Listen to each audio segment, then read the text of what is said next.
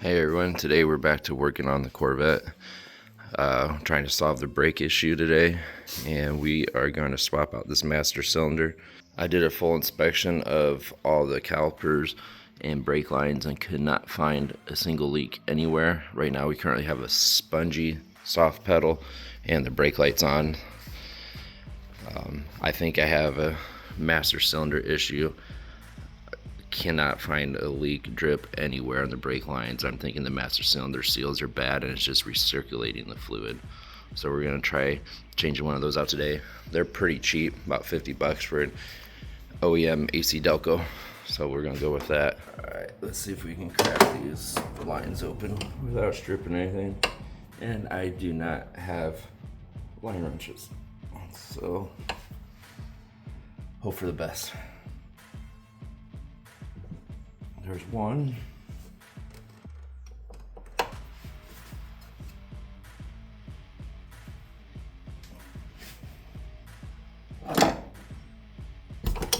There's two. That's good news. So I grabbed these plugs that came out of the new master cylinder. When I crack these lines open, I'm going to go ahead and try to pop them in there and minimize the leaks from the brake fluid. Come on now. Nothing like quarter turn at a time.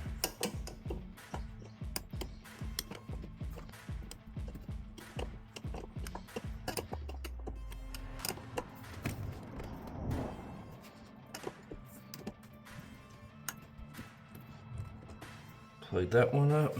All right, let's get this next one.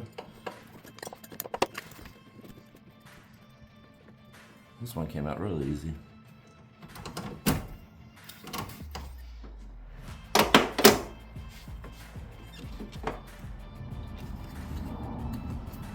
Yeah, let's see if we can get these nuts loose. There's two nuts on studs here that hold the master cylinder to the brake booster. That one came loose.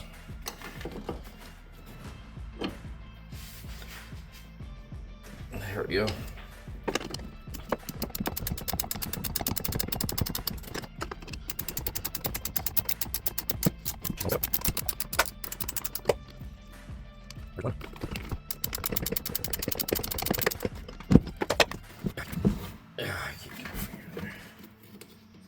There we go.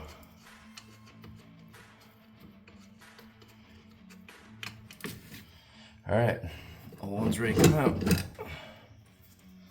Awesome. All right, so here's our new master cylinder. Like I said, it's an AC Delco OEM. I'm gonna slide it on those two studs here. Now, off camera, I did a drip bench bleed on this, and it came with two plastic plugs. This was in the instructions of the master cylinder. I filled up the reservoir of brake fluid and let it drip until it came through the two ports, and then I put these plastic plugs in. A lot of air bubbles came through, so that was good. The next step, it says to press the piston of the master cylinder to 3/4 inch to 1 inch strokes with the plugs in to finish bleeding this. I don't have a bench vise to be able to hold this. So my thought here is I'm gonna hook it up to the car, and I'm gonna do that exact thing with the brake pedal, but I'm gonna be very gentle on the brake pedal so I don't over press the master cylinder piston and damage any of the seals. So hopefully this works. I'm not overly confident in this, but it seems to make sense. Let me know what you guys think. Luckily, this is an easy master cylinder to take in and out. So if I do mess this up somehow, I can probably pull it back and try to bleed it a different way. Might have to see if I can go to someone's garage and borrow their vise for a little bit, but we'll see what we can do here.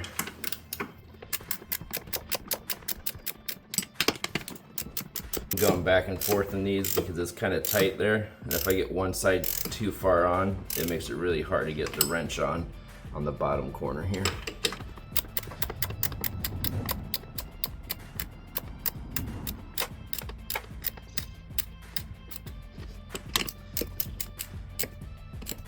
Alright, that's tight.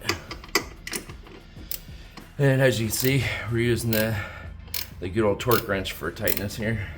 That one's good. Let's double check this one. We're good. Okay, so right now the two brake lines are unhooked and we have the plastic plugs in. All right, so I'm going to take this cap off, and with it, the brake lines are disconnected from the car, but I am going to go in the car and pump the pedal and see if we can get more air out of here. Again, this is disconnected from the brake lines, so we're looking at just trying to push dislodge some of the air bubbles out of the master cylinder. Oh yeah. A lot of air bubbles coming out of there. Now I'm just giving light pressure on the brake pedal. Maybe pushing like half pedal.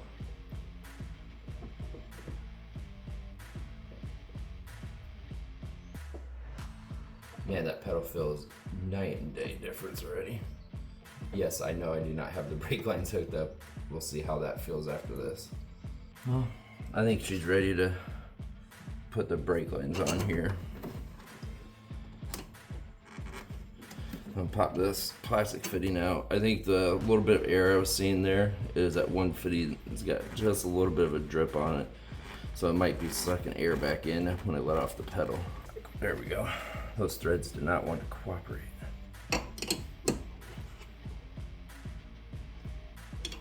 Nice and tight, and let's not strip this nut. Okay. Let's get this next one lined up.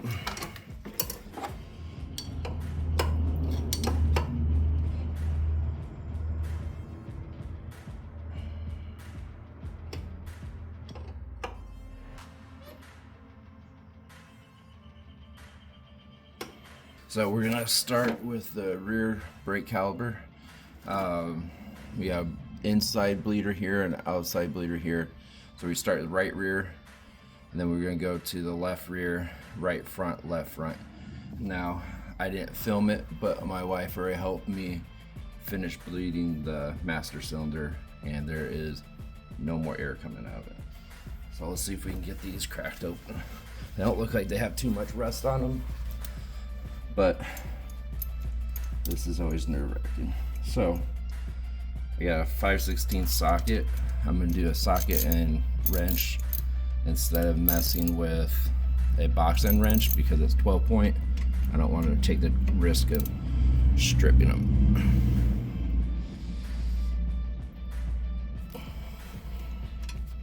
So we get this one. Oh, outside one came really easy.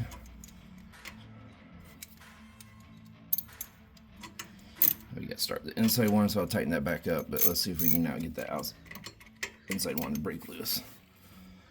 All right, let's try a little bit of PB Blaster on there. Oh, I'm not comfortable with that. But what are we gonna do? There it goes. Awesome. Whew, I was hoping I wasn't gonna be buying a new caliper there. We're getting some fluid drip in there. There we go. And we'll go around and spray PB Blaster in all of these. Alright, so I prepped all the other bleeder screws around the car with some PB Blaster to make sure they come out easier. Should have done that to begin with. I'm gonna go ahead and bleed all 4 of these. Probably gonna recruit the wife in to run the pedal for me. So I'll probably not film the rest of that because she doesn't want to be on video here. Well, I went and cracked open all the bleeders except for this one. It snapped off. So I think I'm just gonna go buy a new caliper. So we're picking back up the next day here. I apologize for the noise. It is raining pretty heavily outside today. But to catch you up on what I figured out yesterday, this front right brake caliper, the piston and the seal for the piston was leaking pretty bad yesterday when I was trying to bleed the brakes. So I ordered a new front right brake caliper for it and a left rear brake caliper because the bleeder screws were seized up on that. So the first brake caliper just came in from Rock Auto. Should be the left rear brake caliper, the one that we broke the bleeder screw on. Now, I went ahead, waited a few days for this and ordered it from Rock Auto because they had brand new ones for right about $100 plus a little bit in shipping and taxes. Or there was a remanufactured ones at AutoZone for $100. And the ones that were at AutoZone, they're an hour and 10-minute drive from me to go get. There was none at my local stores. So, and same with Advance Auto and O'Reilly's and all of them. So I just went ahead with waiting a few days and getting a brand new one instead of a reman caliper.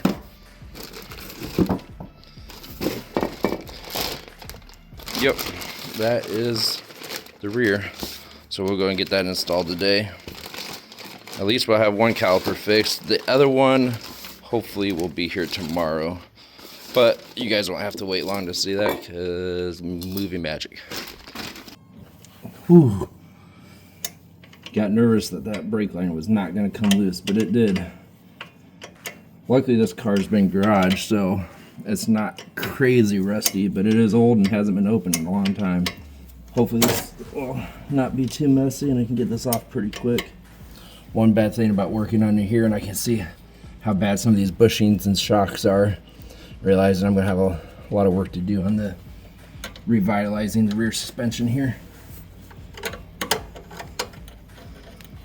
Alright, brake line's loose. I had to take these two caliper bolts out. Unfortunately, I don't have a battery tool that will fit in this weird angle here. So these are gonna come out by hand. Maybe. Actually, maybe I can fit something in there. I forgot I had a shorter Milwaukee impact gun here that I don't use too often. Hopefully, I can fit it in here. It's out. Okay, that caliper should come right off. We'll swap pads over, put the new one on, and you're ready to go. All right. So now we're just pull this pin, this cotter pin here, and then we can pull this pin, slide this pin out that retains the pads. And do the same on this new one, so I don't get them mixed up and I swap them over in the same pattern here.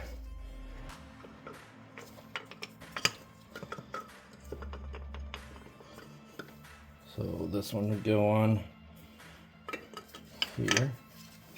So we swap that guy in.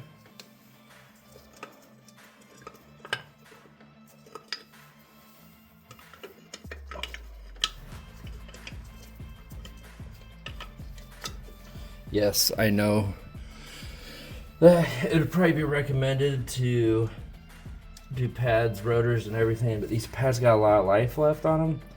And honestly, right now, my goal is to make this car drivable again so I can enjoy it a little bit and hopefully stay more motivated to keep working on it then. And plus, budget's always a concern. Now the pads are on the caliper. I'm gonna kind of compress the pads back a little bit and slide this on the rotor.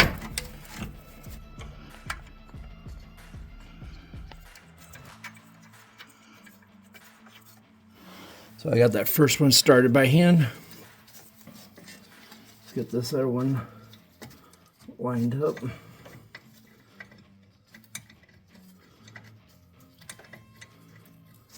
All right, let's run the impact on it. Just snug them up, and then we'll hand check them. I'm gonna go adjust these by hand. I want to feel how tight they are because I don't necessarily trust the torque of a battery impact. That's probably plenty tight, but this makes me feel better about my brakes. I think she's good. Let's get this brake line on here. Short load quarter turns take forever. I'm gonna go grab some cleaner and spray this off.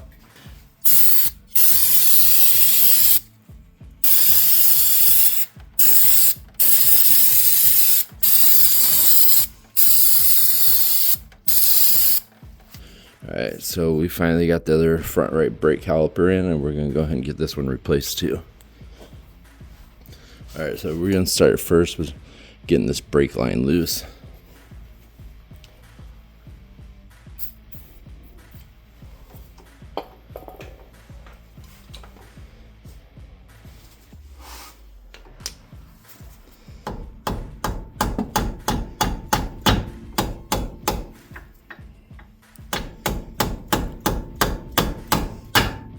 There it goes. Alright, so that's loose. Now we're going to take the caliper bolts off and slide the caliper out. Now this is a rubber hose for the brake line that has a large 5/8 nut area on it, and it's not a standard brake line where it would spin loose. It just wants to twist the whole rubber line at once. So now that we got that loose, we'll pull the caliper off and spin the caliper off, so we don't have to take the rubber line loose from the hard line.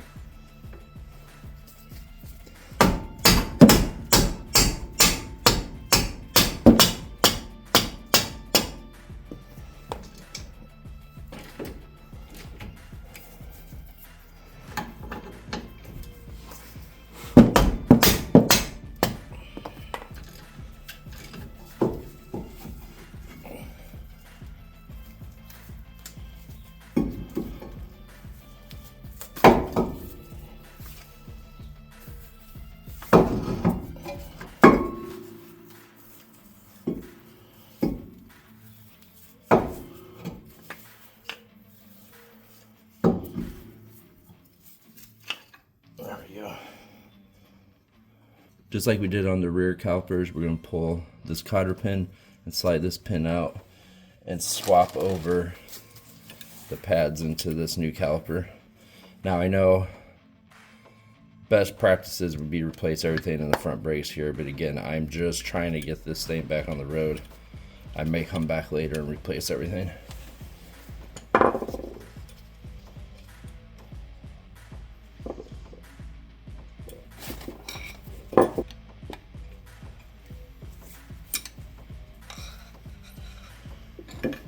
And part of the reason I'm not replacing everything right now too is I know the power steering is going to take a lot to get fixed and done right, and I want to go ahead and upgrade some of the components while I'm there. So I'm trying to limit my spending right now on the brakes as much as possible, so I have the budget to fix this power steering so it's a drivable car again.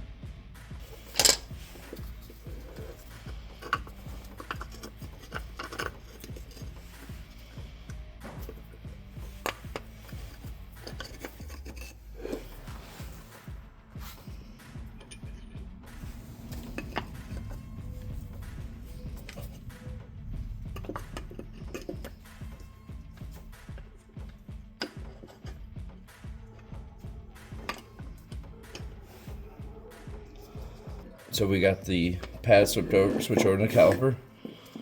I got the plug out where the brake line goes. And we're gonna get this swapped over, but first I'm gonna spray down and clean up some of the dirt and fingerprints all over the caliper here.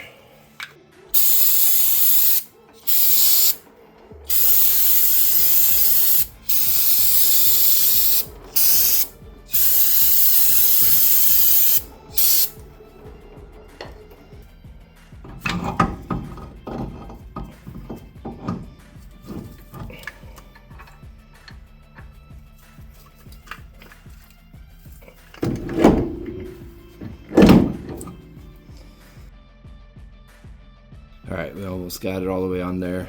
got it spun onto the rubber brake line here, and it's just setting in place. Cleaned it all off. Pads are installed. I just need to put the caliper bolts in and then tighten down that rubber brake line all the way.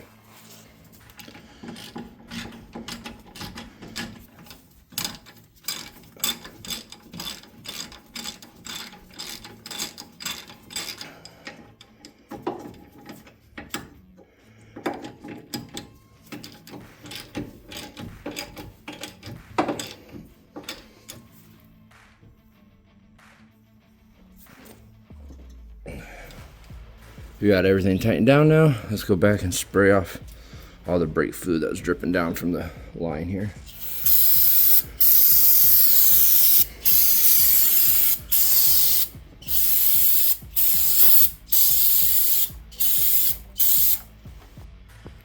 Alright, so we have the brake caliper on all the way.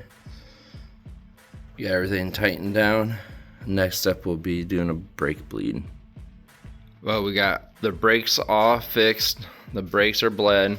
We got it back on the ground, the tires on it. Now you can kind of see how the car looks instead of torn apart. It's running okay. I still need to do a tune-up. One of the wires has a burn mark from where it touched the exhaust header. Also, really bad power steering leak. It is pouring out of the front seal on the power steering shaft, and the gearbox, all that's leaking. They got a lot of slop in it, so there's some upcoming projects there. Thanks for watching. We'll see you in the next one.